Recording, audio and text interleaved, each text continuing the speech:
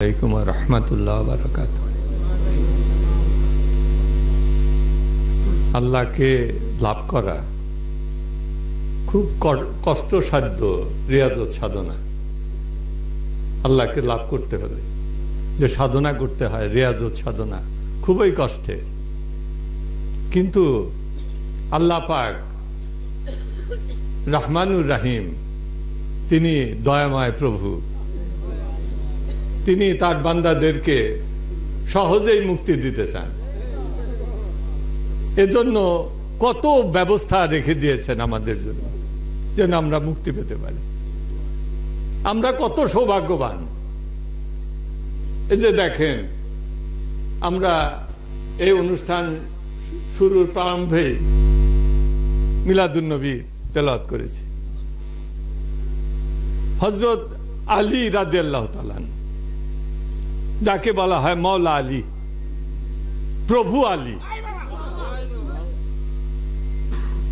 সেই মওলা আলী তিনি বলেছেন, তার পবিত্র জবান থেকে যে কথাগুলো বের হয়েছে প্রত্যেকটাই হাদিস। হাদিসে মাওকুফ বলা হয়, মাওকুফ হাদিস, ওটাকে অস্বীকার করা যাবে না।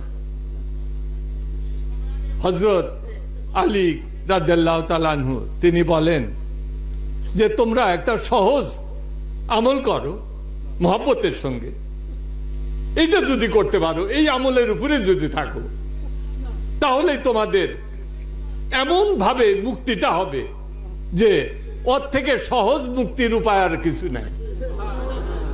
কিরকম? তিনি বললেন যে মান আযজামা মৌলুদুন নবী সাল্লাল্লাহু আলাইহি সাল্লাম ওয়া সাবাবা লিকিরাতি, যে ব্যক্তি মিলাদ শরীফকে সম্মান করবে, মিলাদ শরীফকে সম্মান করবে। মিলাদ শরীফ মানে কি?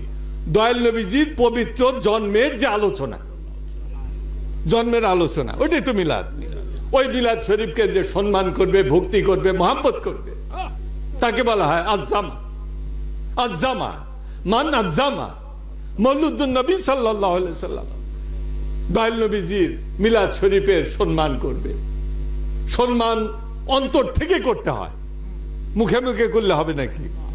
অন্তর থেকে যদি সম্মানটা আসে, মহব্বতটা আসে, তাহলে ওর চিহ্নটা কি? চোখ দিয়ে পানি আসে। জাকেরদের চিহ্নটা আছে না?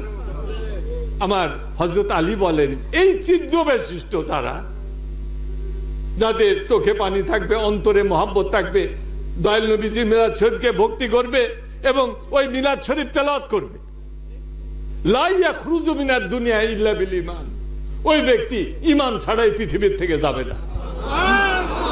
ওয়া ইয়াদখুলুল জান্নাতা বিগাইরিল হিসাব, এবং হাশরের ময়দানে যে হিসাবের মঞ্চ সাজানো হবে, মিজানের পাল্লা সাজানো হবে, ওই রকম কোন হিসাবই তার হবে না। বিনা হিসাবে আল্লাহ পাক তাকে জান্নাতুল ফেরদাউস।